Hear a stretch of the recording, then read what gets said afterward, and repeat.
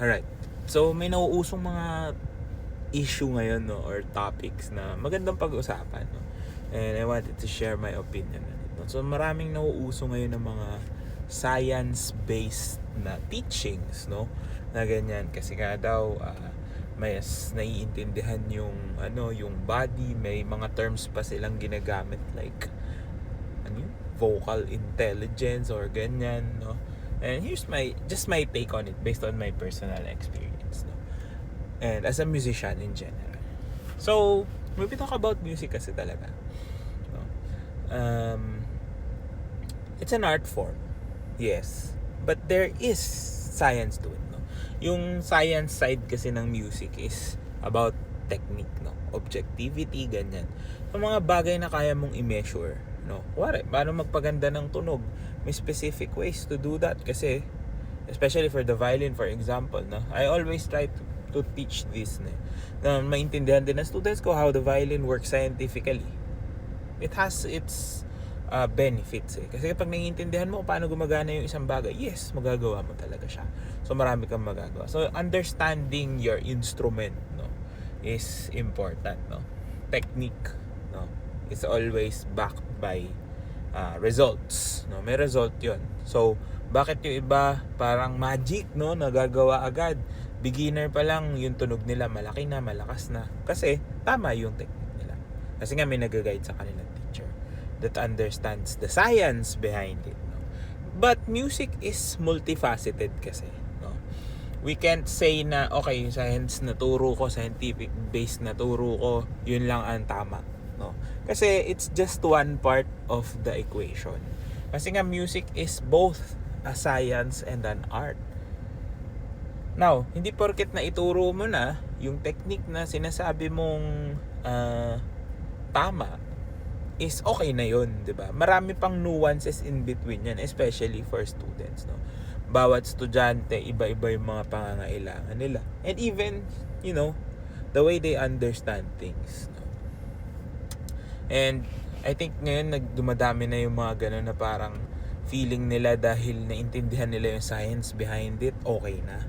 But it's like saying you read a medical textbook tapos sinabi mong doktor ka na. Parang ganun yung dating, di ba?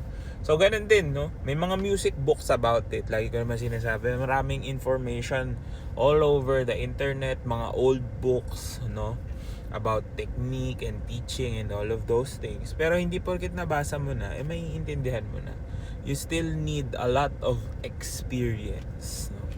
Experience in teaching, experience in playing, experience in also doing those techniques on your own, no?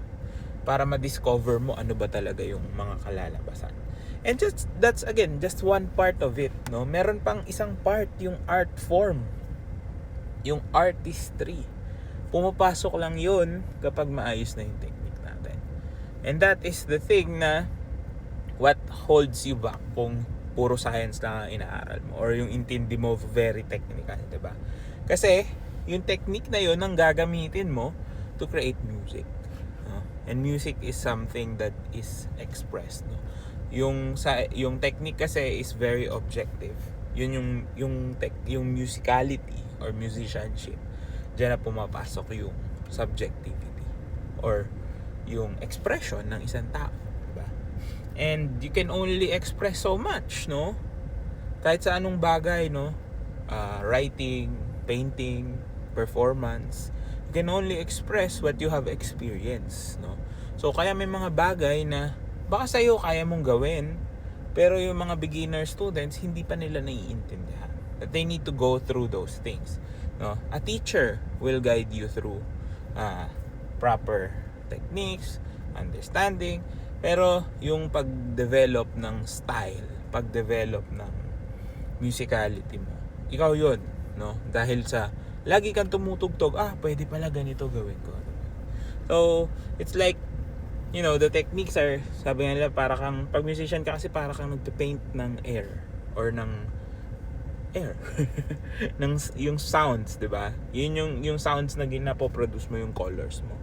And the way you mix those is through your technique para makapag-produce ka ng magandang fleeting picture. So, ganun yun. No? So, it has to work hand in hand.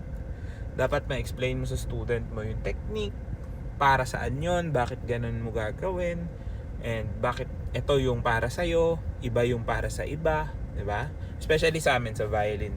Ganun talaga eh. Hindi pwedeng one size fits all ang turo. Very, very customized kasi. Tulad ng kamay ko, hindi naman lahat ng tao ganyan ang kamay, diba? Hindi ganyan kalaki. But, your understanding, your expertise will guide your students, diba? Na makagawa sila ng magandang tunog. And, doon pa lang papasok yung, okay, ano yung pwede natin gawin doon sa nagagawa mo ng maganda? Paano natin siya lalagyan ng buhay? How can we put life into it, diba? So, sobrang importante, parehas, no? Hindi pwedeng puro technique lang, hindi pwedeng puro puso lang, ika nga nila, diba? Kailangan you have to bridge the gap because it's not one or the other. Kailangan pagsamahin yung dalawa. Technique, no? And musicianship. Hindi siya pwede maghiwalay kung musician ka, di ba? So, yes, you can explain using all those technical terms and jargon, but that's not how a teacher should be, di ba? A teacher should be able to simplify kung ano yung gusto niya i-convey na message. A teacher should be able to relate, no? Ako personally, no, iba teaching style ko kung 5 years old yung estudyante ko kaysa sa 15-year-old, 'di ba? Even to a 25-year-old, 'di ba? Iba-iba lahat 'yan.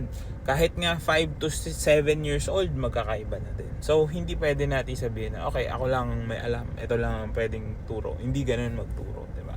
Kailangan nag-a-adjust ka. You adjust to the level of what you are trying to teach, no?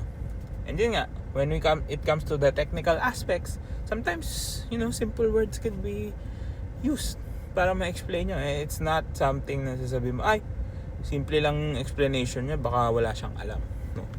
Pero the strength of someone who knows what he's doing is to be able to simplify things. Diba? Sabi nga ni, I forgot to see pero diba, the main selling point of a lot of things is how simple it's used, no? So kung ang isang bagay kayang gamitin ng bata or naiintindihan ng bata, most likely maintindihan niya na mas matanda.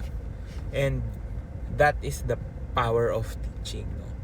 That's why experience sa pagtuturo mo, mahalaga din yun. Hindi lang basta nabasa mo sa libro tapos ita-translate mo na, diba?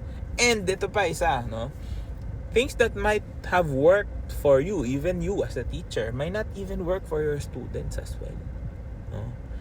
You can't get the same results over and over kasi magkakaiba tayo ng mga pangangailangan at magkakaiba din tayo ng pag-intindi. So again, I live with saying na yes, maganda na natututo na tayo, especially us as a people, na ma-appreciate natin yung techniques, like the scientific side of things, kasi importante din yan. Kasi yun yung mga bagay na lagi tumatakbo sa isip ng isang musiko parang paano niya nagagawa yan, 'di ba? We try to answer those questions. Pero it's not enough, 'di ba? Kailangan pa rin syempre na may puso ang ginagawa natin as performers, as musicians. 'Yun ang binabayaran sa iyo, 'di ba? 'Yun ang ine-explore natin as musicians. That's how we grow in our craft. That's how we deepen our understanding. Hindi lang basta technical lang yung tinuturo. Pero of course, you have to have both. Balance lang. Kailangan parehas mong pinapahalaga. Hindi rin naman pwede puro puso lang kasi anong gagamitin mong pintura, pangkulay. Diba?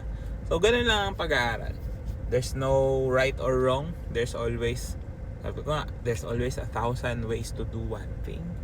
And, you could do it in different ways and still come up with the same outcome. So, ganun ang pag-aaral. Ganun ang pagtuturo at pag-intindi. So, good luck sa inyo.